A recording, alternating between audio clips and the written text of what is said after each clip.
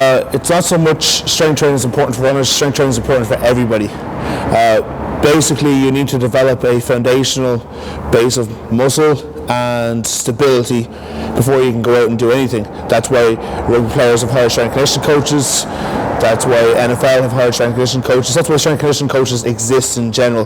The problem is that a lot of runners nowadays are starting at the age of 35 plus without any sort of strength training behind them, and then going out and trying to run 10Ks, 15Ks, 20Ks, but have never developed that kind of general base behind them. It'd be different if they played rugby all their lives or football all their lives. They'd have that base around their knees and ankles and hips, but they've gone from literally sitting in an office for 10 hours a day to going to try and run 10K a day, and that's where problems start. It's very simple.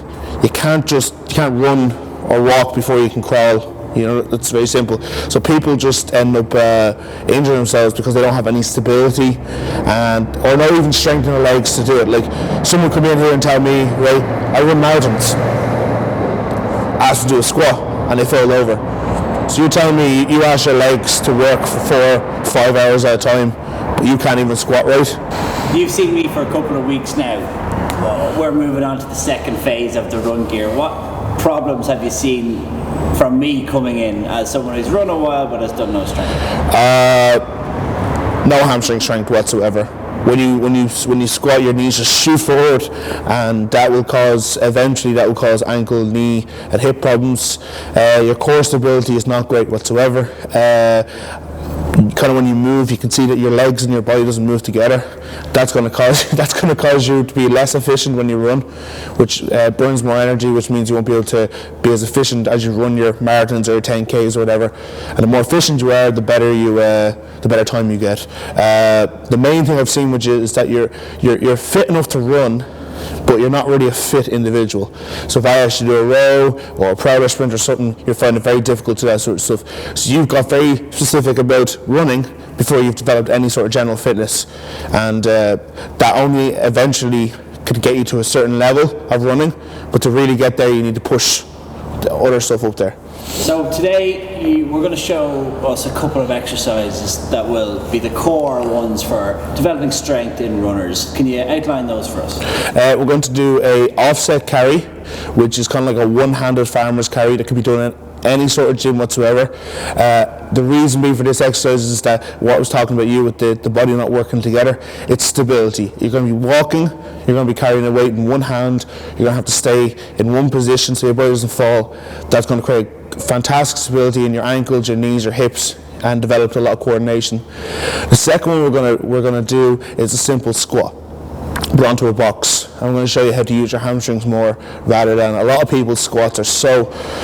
I don't think I could go into a commercial gym these days. It's just quads. It's knee. If you look down, your knees are past your toes, you're going to injure yourself in a couple of years. Simple as that. You got to use your hamstrings. And the third exercise we're going to show, and it might be very simple, but I want to keep it very close to what anybody can do in any sort of gym, is we're going to show a hamstring curl. I want to show how a very simple exercise can be done right, and where it has to be done in every single workout for runners, or at least every second workout for runners. And the last one we're going to do is, everyone's heard of it, but nobody wants to do it, is a plank.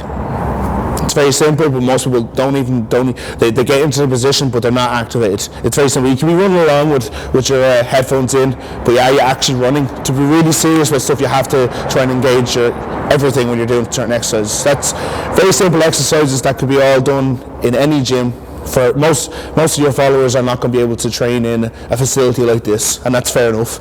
So let's show them exercises that they can do in any gym. So this is the offset carry here. Paddy has a kettlebell. You can use a dumbbell in one hand and no weight in the other hand. He's doing his very best to walk in a straight line, and his hips and his shoulders and his head are all kind of up square towards where he's walking.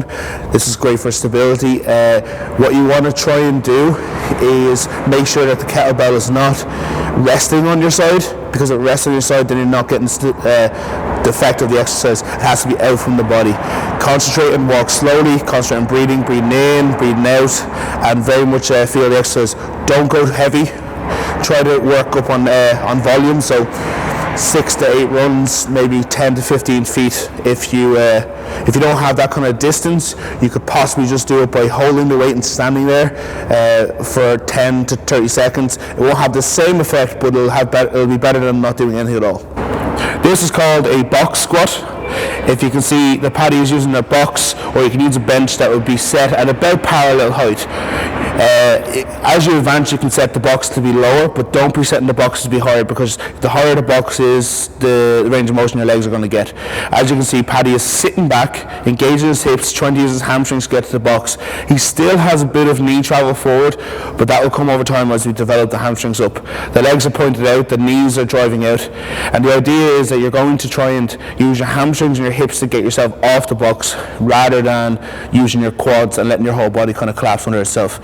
Done for 3 to 5 sets between 10 to 15 reps with no weight, then add weight through a dumbbell or a kettlebell, and then consider putting a barbell on your back. But don't jump under a barbell straight away, because most people out there don't have the stability or the know-how to how to squat with a barbell, and you need to learn this first. If you can't sit on the box without folding over, like the first time Paddy did it, there's no need to get underneath a bar for a while. This is a simple lying hamstring curl. The reason I chose this exercise is that, as I was saying, in the squat, most people don't have the hamstrings to squat, and this is one of the best exercises, I think, to build up the hamstrings. This is be done as an isolation movement, so after your main work. But as you can see, Paddy isn't like heaving the weight up. On the way down, he's controlling it. He's trying to use his hamstrings. His toes are pointing towards the ground, so they're not going all over the place. And his breathing is just very simple. Breathing in on the way up, and then breathing out on the way down. Use a very moderate weight, and you're trying to go for about 20 to 30 reps on each set. Very, very, very underutilized exercise by every athlete, I think. Basically, was told me before, how many athletes do you hear getting quad tears compared to how many athletes do you hear straining or tearing their hamstrings? This is a simple plank that everybody probably has in their program if they ever went to a gym. The only difference is most people don't do it right. So as you can see, Paddy is nearly shaking because of how hard a plank is actually to do. So you have to be driving your elbows towards your feet and your feet towards your elbows. Your hands to be facing up, a little bit off the ground if possible, but that makes it more advanced. You want a neutral spine. Your hips and your shoulders kind of be in a neutral position as well.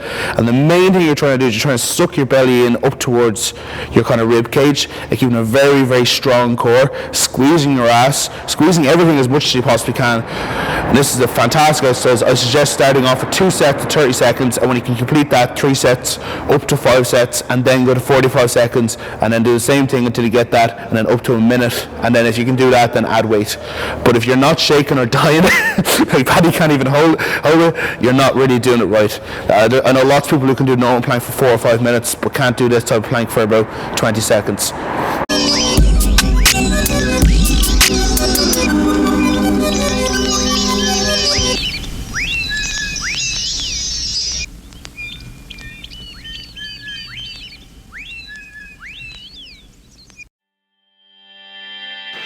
That's kilometer 1.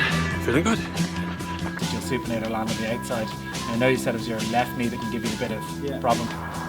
He's just buying these things. We only came here to get the gait analysis. People, my kids came in really